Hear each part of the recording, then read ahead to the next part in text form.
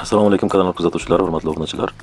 Bugungi navbatdagi kontentimiz shahodatnomangizni yo'qotgan bo'lsangiz yoki familiyangiz o'zgargan yoxud yer ostiga kelgan holatlarda uni dublikatini rasmiylashtirish yo'nalishida bo'ladi. Aynan tayanch o'rtat ma'lumot to'g'risida, yana 9 yillik yoki umumiy o'rtat ma'lumot to'g'risida 1 yillik shahodatnomani yo'qotilgan hollarda, familiya o'zgartirilgan yoki aynan yer ostiga kelgan holatlarda dublikatni yuklab olish yo'nalishida, demak, ariza yuborishga oid bo'ladi. Kontent oxirigacha ko'ring, xato qilmaslik maqsadida. Demak, bu kontent kelgusida aynan o'sha murojaat yuborishingizda va tegishli tartibda dublikatni yuklab olishda, demak, asqotadi. Kontentni boshlash davomida videoga like bosib qo'llab-quvvatlashni so'raymiz. Demak, o'sha kanalimizga obuna bo'lmagan kuzatuvchilarimizdan, demak, aynan obuna bo'lishni tavsiya qilamiz va kanalimizda joylashtirilgan 100 ga yaqin, demak, shahidlar mobaynida zarur bo'ladigan xizmatlarda qaysilari kerak bo'lsa foydalanishlarini maslahat beramiz.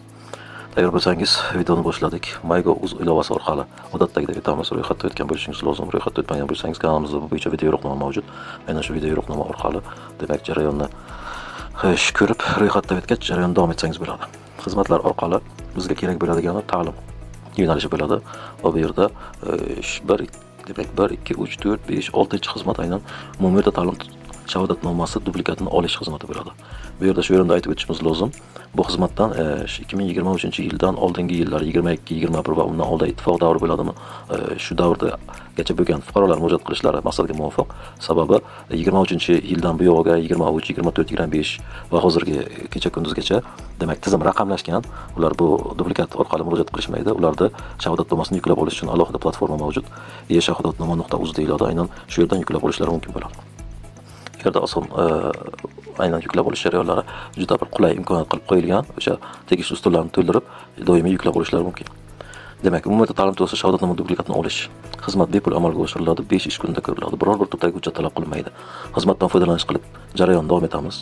Bu yerda ariza ishonchli shaxs orqali yuborilmoqdami degan mazmunda savol joylashtirilgan.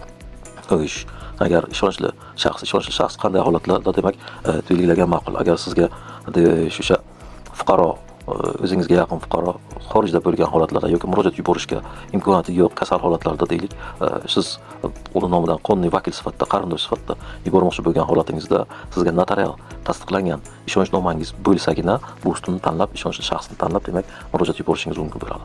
Sababi aynan ishonchli shaxsni belgilaganingizdan so'ng notarial ishonchnomani yuklash uchun maxsus oyna ochiladi va shu yerda uni PDF-ini yuklashingiz kerak bo'ladi.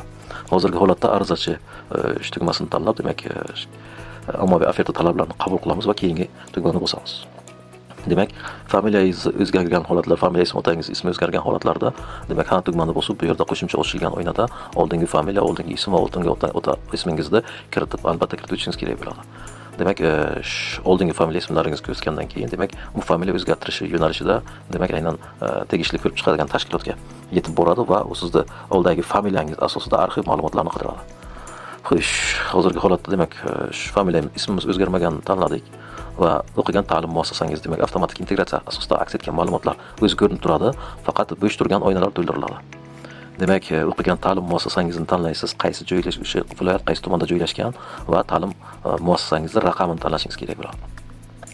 Xo'sh, ta'lim muassasa o'sha tumandagi nechta ta'lim muassasasi bo'lsa, avtomatik tarzda sizga ko'rinadi.